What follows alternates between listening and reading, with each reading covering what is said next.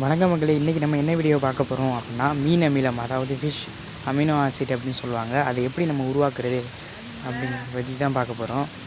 இது ஒன்றும் பெரிய காம்ப்ளிமெண்ட்ரியான விஷயம் இல்லை. ஃபஸ்ட் என்னென்னா, நாட்டு சர்க்கரை அதை எடுத்துக்கிட்டு இந்த மாதிரி மீனோட வேஸ்ட் இருக்கும், அதோட குடல்லாம் சேர்த்து வாங்கிக்கோங்க. அந்த மீனோட வேஸ்ட்டை இந்த மாதிரி ஒரு டப்பாவில் ரெண்டையும் போட்டு நல்லா கலந்து வச்சுக்கோங்க. இது வந்து ஒரு 45லேருந்து ஒரு 35 நாளைக்குள்ளே இது ஃபுல்லாகவே கரைஞ்சி ஒரு கூழ் மாதிரி வந்துடும், அதாவது பஞ்சாமிர்தம் மாதிரி. அதை இந்த மாதிரி சாக்கு இல்லாட்டி ஏதாச்சும் ஒரு துணியை வச்சு வடிகட்டிக்கோங்க. எப்படின்னா, கீழே அதோட வேஸ்ட்டெல்லாம் மேலே தங்குறாப்புல கீழே இந்த நார்மலான இந்த மாதிரி ஒரு தண்ணி மாதிரி வர்றாப்புல கலந்துக்கோங்க. கடைசியாக உங்களுக்கு இந்த மீன் அமிலம் கிடச்சிரும். அதுக்கப்புறம் இதோட யூசஸ் என்ன, அப்புறம் இது எப்படி எவ்வளோ அளவில் யூஸ் பண்ணணும் அப்படிங்கிறத பற்றி தெரிஞ்சுக்கணுன்னா இதை அப்படியே ஸ்க்ரீன்ஷாட் எடுத்துகிட்டு கூகுளில் போய்ட்டு ஸ்கேன் பண்ணுங்கள். இந்த வீடியோட கடைசியில் நான் இதை எப்படி ஸ்கேன் பண்ணி கூகுள்லேருந்து இதெல்லாம் எடுத்து டீட்டெயில்ஸ் பார்க்குறது அப்படிங்கிறத அட்டாச் பண்ணுறேன். தொடர்ந்து வாட்ச் பண்ணுங்கள். இந்த மீன் அமிலத்தை தெளிக்கிறதுனால இது என்னென்ன பிரயோஜனம், அதாவது எப்படிலாம் யூஸ் ஆகுது அப்படின்னு பார்த்தீங்கன்னா, இதோட க்ரோத்தை, அதோட பிளான்ட்டோட க்ரோத்தை டெவலப் பண்ணுது, அப்புறம் இலைகள் வளர்கிறத டெவலப் பண்ணுது, அப்புறம் ஒளிச்சேர்க்கை, அதாவது உணவு தயாரிக்கிற டெவலப் பண்ணுது. இதனால் ஹை ஈல்டு கொடுக்கும். அதே மாதிரி நியூட்ரியன்ட் அப்சார்ப்ஷன், அப்புறம் வாட்டர் அப்சார்ப்ஷன், இது எல்லாத்துக்கும் அதிக அளவில் பயன்படுது. இதை தெளிக்கிறதுனால நம்மளோட பிளான்ட்டுக்கு அதிக க்ரோத்தை கொஞ்ச நாளில் கொடுக்க முடியும். இது வந்து அதாவது யூரியா அந்த இதுக்கெல்லாம் மாற்றாக இதை யூஸ் பண்ணலாம்.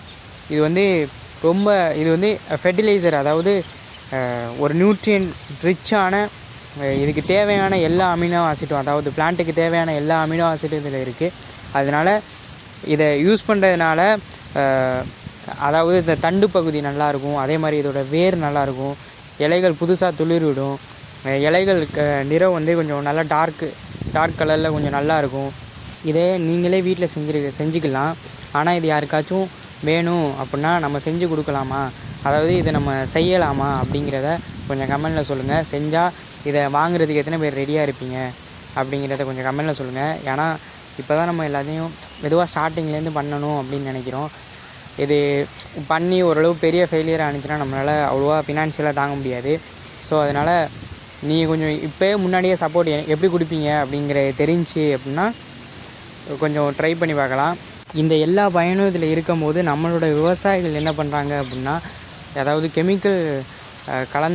கெமிக்கல் இருந்தால் தான் அது ஒரு நல்லது அப்படிங்கிறத அவங்க வணிக ரீதியாக அவங்க அதை புகுத்திட்டாங்க. அதுலேருந்து வெளில வர முடியலை.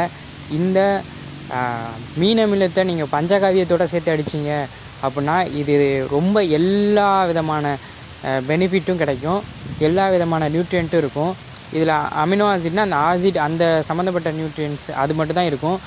இதை பஞ்சகாவியத்தோடு சேர்த்து அடிச்சிங்கன்னா இதுக்கு தேவையான, அதாவது பிளான்ட்டோட தாவரத்தோட வளர்ச்சிக்கு தேவையான எல்லா நியூட்ரியன்ட்ஸும் இதில் இருக்கும். அதனால் இது க்ரோத்தை வந்து வேகமாக ஆக்கும், ஈஸியாக ஈல்டு எடுக்கலாம். இப்போ நீங்கள் பின்னாடி ஃபோனில் பார்த்துக்கிட்டு இருக்கிறது தான் நம்மளோட இந்த பிளாகர் போஸ்ட்டு. இதில் போய்ட்டு பார்த்தீங்க அப்படின்னா, இதில் காட்டுற மாதிரி நீங்கள் கொடுத்து பார்த்தீங்க அப்படின்னா எதுக்கு எவ்வளோ, அதாவது மீன் அமிலத்தை அவ்வளோ அடிக்கணும் அப்படிங்கிறது தெரியும். இந்த ஒரு பிளாகர் போஸ்ட் பார்த்திங்கன்னா தமிழில் மட்டும் கொஞ்சம் நிறையா எரர்ஸ் வருது. இது என்னன்னு கண்டுபிடிக்க முடியல. கொஞ்சம் டெவலப்பிங்கில் தான் இருக்குது, கொஞ்சம் பார்த்துக்குங்க.